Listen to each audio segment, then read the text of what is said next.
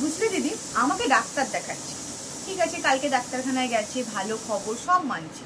এসে বলছে যে ডাক্তার বলেছে প্রথম 3 মাস একদম সাবধানে, কিচ্ছু করা যাবে না। আরে মুখের ওপর বলে দে কাজকর্ম করবো না, প্রথম 3 মাস আবার কি আসে যায়? প্রথম 3 মাস কিছু আসতে যায়? আমরা কি মা হইনি? তুমি হওনি না আমি হই? তুমি বলো, প্রথম 3-4 মাসে কিছুই তো হয় না। সব এদেরকে কি বলবে তুমি বলো? কাজ করবো না মুখের ওপর বলে দে, সবই তো করা যায়, আমরা তো সবই করেছি, কোন কাজটা করিনি?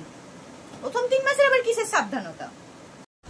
বাবা যে ছোট্ট ছোট্ট চারা গাছগুলো এনেছো সেগুলো বসিয়েছো? হ্যাঁ, সুন্দর করে আমি ছাদে বসিয়েছি। গাছের বেলা প্রথম থেকে নিয়ে এত যত্ন? এই চারা গাছগুলোকে ছোট থেকে যত্ন করতে হয়, ছোট থেকে যত্ন করে বড় করলে তারপরে তো ফুল দেবে না। কেউ জানেই না, শুধু কিনে এনেই খালাস। ছোট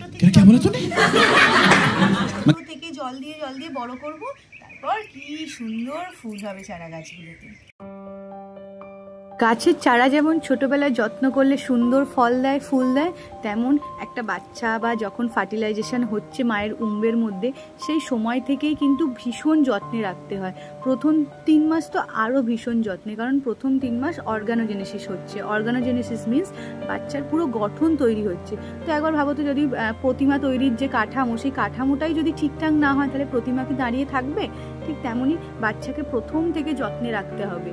তো এই জন্য আমাদের এবছর ওয়ার্ল্ড হেলথ এর থিম হচ্ছে যে হেলদি বিগিনার্স হোপফুল ফিউচার। তো আমরা যদি একটা সুস্থ মা বাচ্চা, একটা সুস্থ মা যদি একটা সুস্থ বাচ্চার জন্ম দেয়, তাহলে আমাদের ফিউচার, আমাদের ভবিষ্যৎ প্রজন্ম অনেক সুন্দর হবে।